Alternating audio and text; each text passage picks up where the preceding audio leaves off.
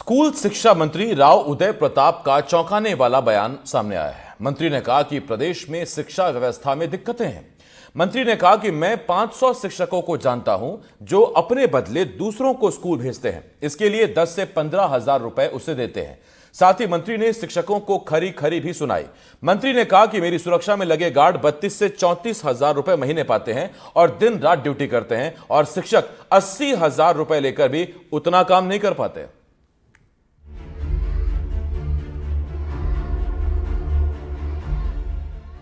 मध्य प्रदेश के स्कूल शिक्षा मंत्री राव उदय प्रताप की दाद देनी होगी।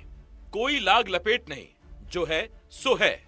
इतने सत्य की उम्मीद आज के जमाने में आम इंसान से नहीं, ये तो फिर भी राजनेता हैं। खैर, स्कूली शिक्षा की हालत बयां करते हुए मंत्री ने भगोड़ा शिक्षकों को यह संदेश तो दे ही दिया कि उन्हें सब पता है। राव उदय प्रताप को पूरा सुनिए। सरकारी स्कूली शिक्षा की चिंता तो होगी, लेकिन आप ये भी समझ पाएंगे कि हमारे ही बीच से गए जो लोग सिस्टम में हैं, कई बार कैसे बेबस नजर आते हैं। मैं 500 शिक्षकों को व्यक्तिगत रूप से जानता हूं जो स्कूल नहीं जाते, वो किराए से लगा रखे हैं लोगों ने। व्यक्तिगत रूप से जानता हूं। 100 तो मेरे जिले में ही होंगे। ये चुनौतियां हैं समाज की, जिन पर हमको मनन चिंतन करना पड़ेगा, क्योंकि हम जब विपरीत बात करते हैं तो तालियां उसकी तरफ ज्यादा बढ़ती हैं। हम लोग भी आंदोलनों के हिस्सा रहे और शिक्षा कर्मी शब्द अलग हो। शिक्षा कर्मियों के साथ जितने धरनों पर मैं बैठा होऊंगा, शायद ही कोई मध्य प्रदेश में आज की व्यवस्था से जुड़ा कोई राजनेता बैठा होगा। लेकिन सब कुछ ठीक चलता रहे और उसमें से रास्ता निकालने की चुनौती जो है, हमारे कर्मचारी संघ के अध्यक्ष हैं, ये बल्लभ भवन से जुड़े रहते हैं, ये समझ सकते हैं कि उपलब्ध संसाधनों में श्रेष्ठतम आपसे निकाल लेना और आपकी मदद कर देना, इन दोनों के सामंजस्य बनाने की कितनी बड़ी चुनौती रहती है। राव उदय प्रताप स्कूली शिक्षा के मंत्री हैं। जाहिर है जो हालात हैं उसकी जिम्मेदारी सबसे पहले उन्हीं पर है। लेकिन सवाल है कि वो तमाम अफसर क्या कर रहे हैं जिन्हें सिस्टम को दुरुस्त रखने के लिए फ्रंट पर रखा गया है। ये सही है कि अफसरों को भी चाक चौबंद करने का जिम्मा मंत्री का ही है। और हां, सवाल उन शिक्षकों से भी है जिन्होंने देश को गढ़ने वाली इस जिम्मेदारी को कबूला है। एमपी के हजारों शिक्षक हमारे आपके बीच से भी होंगे। क्या हमने कभी अपने आसपास ऐसे शिक्षकों को ड्यूटी की अहमियत समझाने की कोशिश की? मंच से बयान देने के बाद स्कूली शिक्षा मंत्री ने सिस्टम में मौजूद इन्हीं खामियों की ओर इशारा भी किया। आप मेरा जो वीडियो है पूरा सुनो। आप 35-40 मिनट का भाषण है, उसमें हम लोग ऐसे शिक्षकों के साथ बैठे थे जो समाज में बहुत बेहतर काम कर रहे हैं। तो हम आपस में संवाद किया। हमने ये कहा कि और बेहतर कैसे कर सकते हैं। हमने ये कहा कि अपन प्रयास करें कि जो लोग बेहतर काम नहीं कर पा रहे। लाइन पर हो गया है जो आपने कहा ना कि 100 लोगों को तो मैं अरे ये आपके भाषण का विषय होता है। कैसा हम भी जानते हैं, अनेक लोग हैं, लेकिन अब ये नहीं कि अगर हमने 100 कहा तो आप गिनती करवाओगे कौन कौन 100। ये भाषण का विषय वस्तु होती है। हालांकि हम फिर कहेंगे कि इससे किसी मंत्री या अफसर की जिम्मेदारी कम नहीं हो जाती। लेकिन सवाल फिर से है कि शीर्ष से जिम्मेदारियों के एहसास की गुजारिश के बीच क्या एक रिवर्स प्रयास हम अपने आसपास और अपने घर से नहीं कर सकते? Bureau report, NDTV, Madhya Pradesh, Chhattisgarh.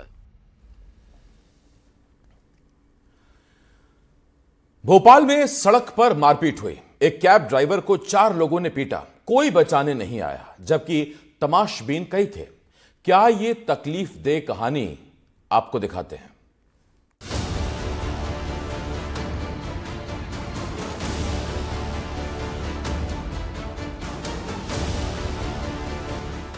आज हम आपको भोपाल की व्यस्त सड़क पर हुई एक घटना का वीडियो दिखाएंगे।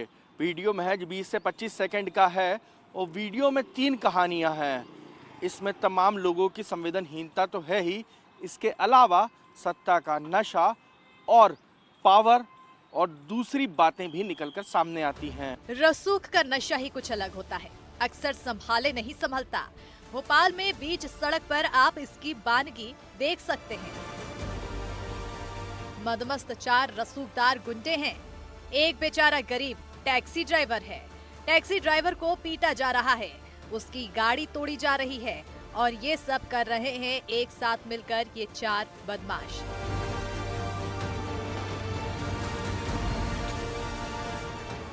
वीडियो लालघाटी स्थित हलालपुर बस स्टैंड के पास का है। अब जो कुछ हो रहा है उसकी वजह भी जान लीजिए।